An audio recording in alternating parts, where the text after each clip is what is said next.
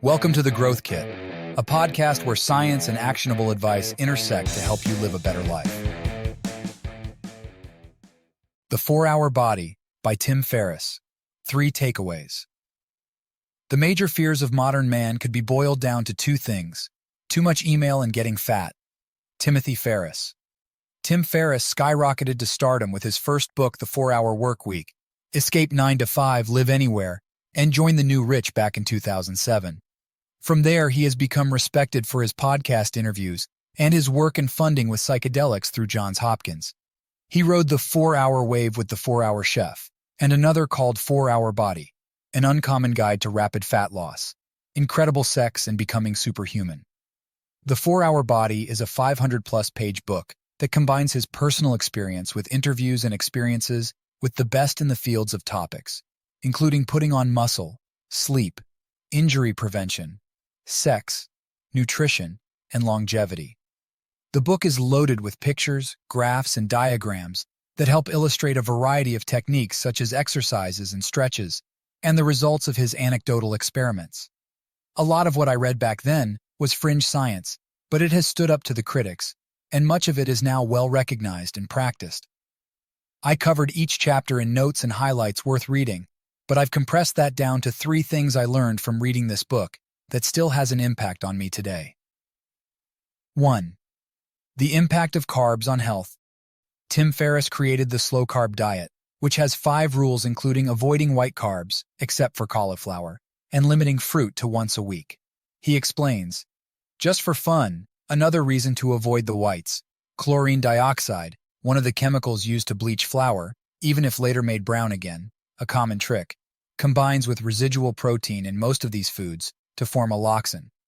Researchers use alloxin in lab rats to induce diabetes. That's right, it's used to produce diabetes. That is bad news if you eat anything white or enriched. Don't eat white stuff unless you want to get fatter. After lots of self-experimentation using a glucometer to see how carbs impact my strength and endurance-based performance, I found that my body operates best on a low-carb, high-fat ratio.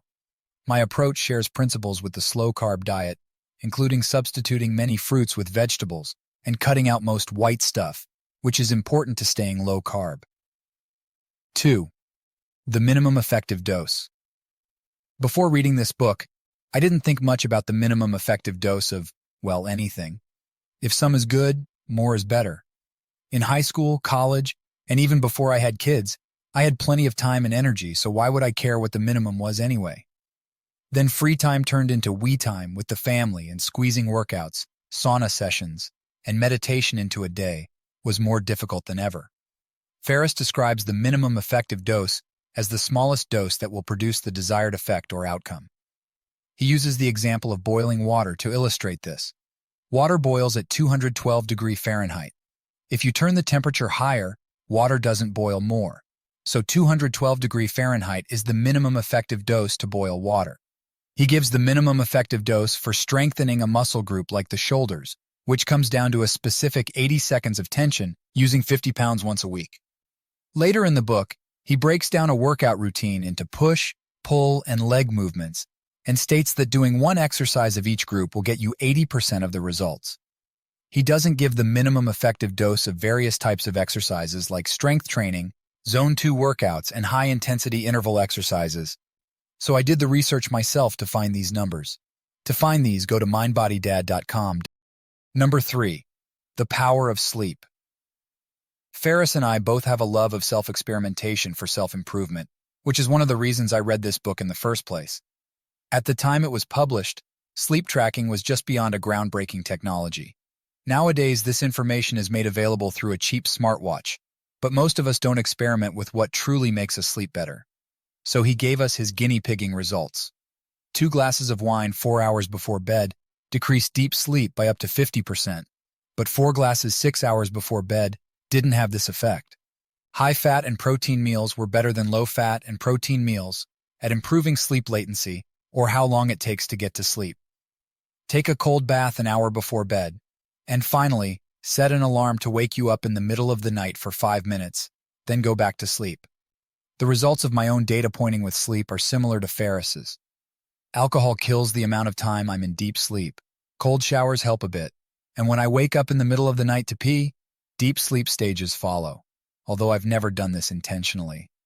Contrary to Ferriss, any food too close to bedtime hurts my sleep, regardless of the macro content. However, carbs actually help me sleep compared to a higher fat content, so I save most of my daily carbs for dinner, about 2 to 3 hours before bed. Thanks for tuning into the Growth Kit podcast. If you enjoyed this episode, please subscribe and leave a review.